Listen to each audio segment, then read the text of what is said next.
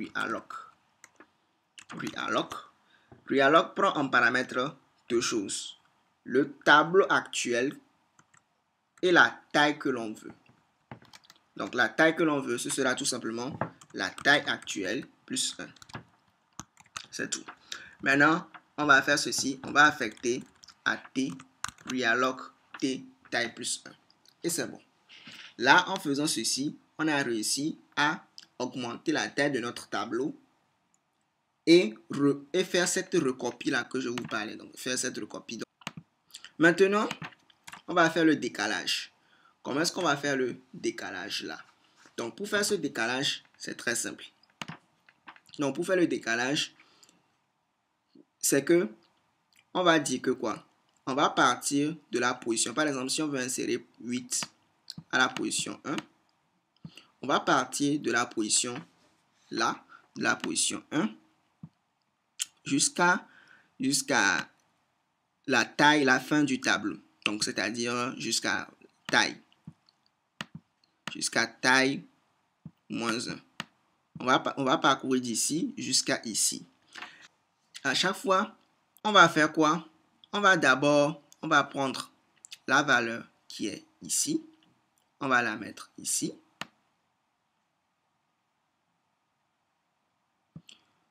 Ensuite, on va voir derrière la valeur qui est ici. On va la mettre ici.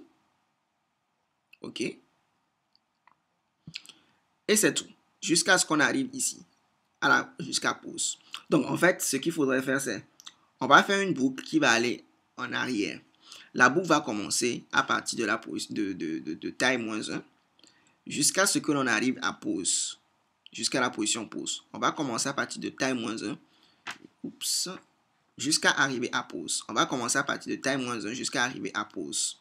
Si on arrive, on est en train de parcourir de taille moins 1 jusqu'à pause, ce qu'on va faire, c'est on va prendre la valeur qui se trouve derrière. On va la mettre à la position actuelle. Ensuite, la valeur qui se trouve derrière, on va la mettre à la position actuelle. Jusqu'à ce que l'on atteigne pause. Et une fois qu'on sera à pause, on va juste mettre notre valeur à l'intérieur 8. Et on aura réussi l'insertion. Très bien. Regardez par vous-même. On va déclarer une variable i qui va prendre la valeur quoi? Taille. Bon, ce sera taille. Puisque actuellement,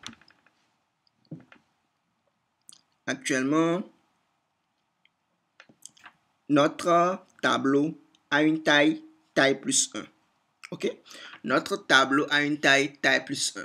Ça veut dire que le dernier élément de notre tableau se trouve à la position taille actuellement. Puisque actuellement, notre tableau a une taille plus 1. Donc, notre i va commencer à partir de taille. Donc, on va dire que tant que le i est supérieur à pause, OK, tout ce qu'on va faire, c'est affecter à ti moins 1. Voilà. On va affecter à ti moins 1. Et bien sûr, on ne va pas oublier de faire quoi? I moins moins. Comme ceci. I moins moins. Voilà. Donc, on va faire ceci. À chaque fois, on va faire ti reçoit ti moins 1 et on va décrémenter le i moins moins. Maintenant, lorsqu'on sera maintenant à t pause va recevoir maintenant la valeur en question, val. Et en faisant ceci, on aura réussi à insérer notre valeur à l'intérieur de notre tableau. Et maintenant, je vais retourner quoi? La nouvelle taille de mon tableau. OK? La nouvelle taille de mon tableau. La nouvelle taille de mon tableau, ce sera taille plus 1. N'oubliez pas, on a augmenté la taille de 1.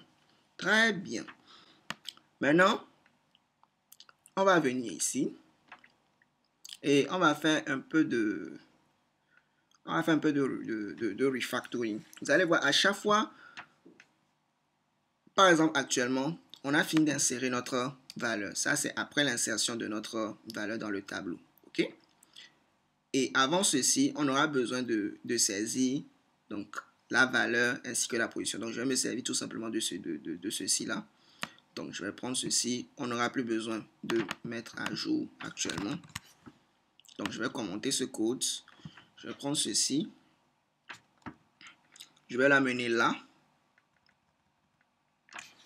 Et vous voyez que maintenant, on aura besoin de faire quoi? D'afficher, ok, notre tableau. On aura besoin d'afficher notre tableau. Puisque maintenant ici, on aura saisi la valeur de mise à jour. On aura saisi la position. Bon, ici, ce n'est pas valeur de mise à jour. Ici, c'est saisi la valeur à insérer. Donc là, on va donner la position et la valeur à insérer. Maintenant, on va saisir tout. On va insérer la valeur.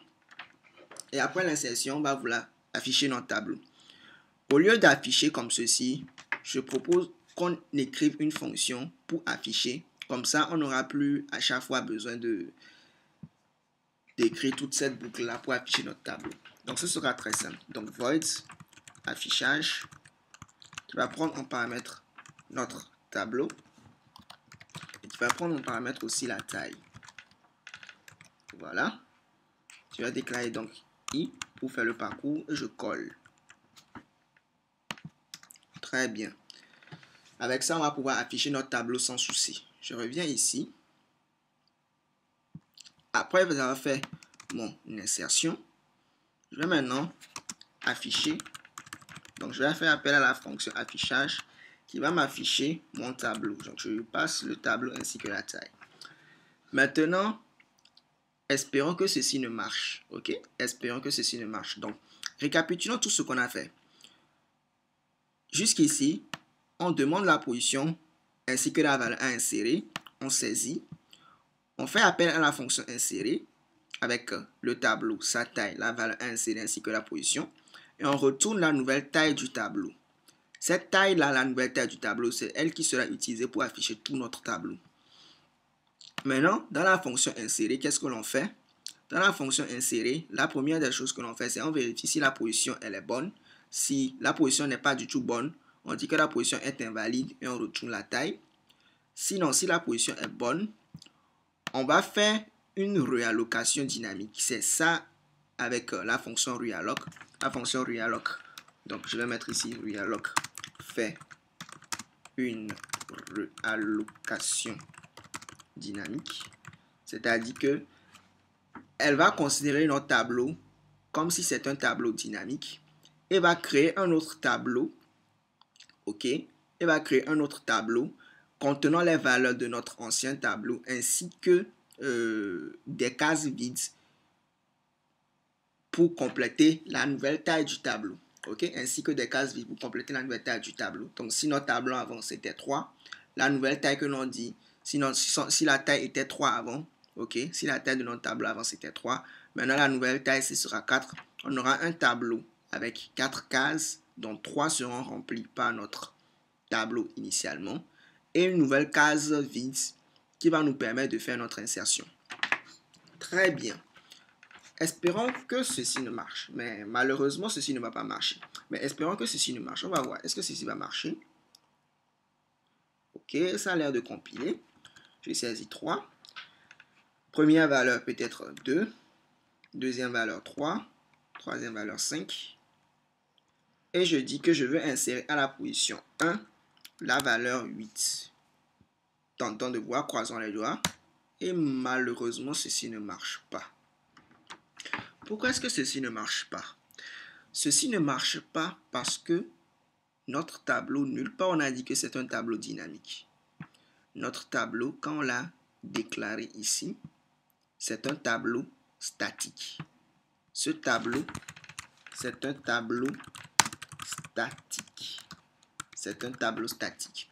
Il faut que l'on puisse dire que, ok, ce tableau-là, ce n'est pas un tableau statique, c'est un tableau dynamique, puisque à chaque fois, on va pouvoir insérer des valeurs à l'intérieur et la taille va pouvoir s'augmenter à la volée. Donc, il faut qu'on puisse dire que ce tableau-là, ce n'était pas un tableau statique, mais c'est un tableau dynamique. Pour dire que c'est un tableau dynamique, première des choses à faire, c'est inclure la bibliothèque stdlib.h. Heureusement, nous, on l'a fait déjà. Deuxième des choses à faire, ok.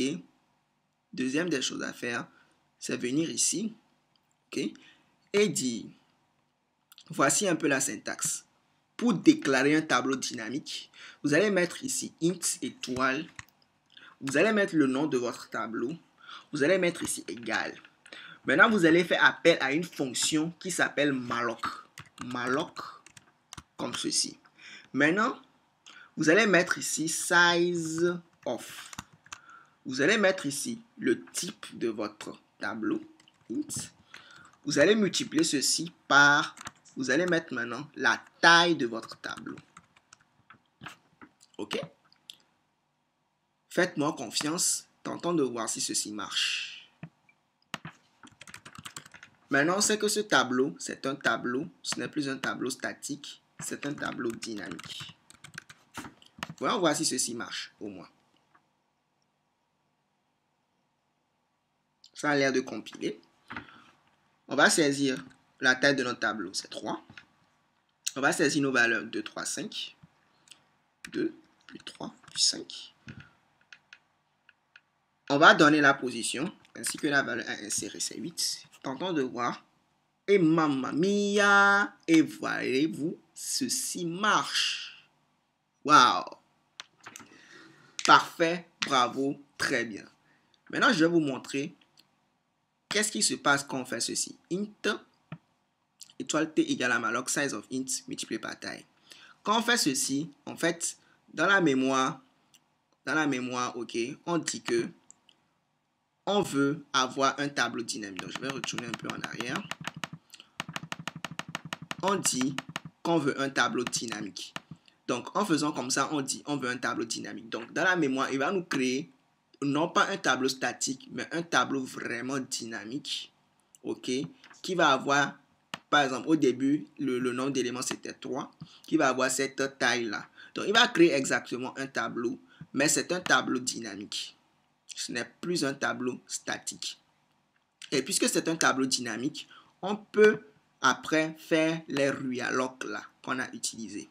On peut après faire ce realloc là qui va nous permettre après de pouvoir augmenter à la volée le nombre de cases de notre tableau. Et non seulement il va faire quoi, augmenter le nombre de cases de tableau, mais en plus de ça, il va recopier les valeurs précédentes du tableau là, comme ce qu'on a montré ici.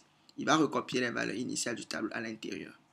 C'est pour ça notre fonction marche, notre fonction insérer marche à la perfection. Et on a réussi à insérer des valeurs sans perte d'anciennes valeurs. On a réussi à faire l'insertion sans en supprimer ou bien sans perdre d'autres valeurs initialement présentes dans notre tableau. Très bien. Maintenant, vous êtes en train de devenir de véritables experts avec les tableaux. Très bien. Continuons.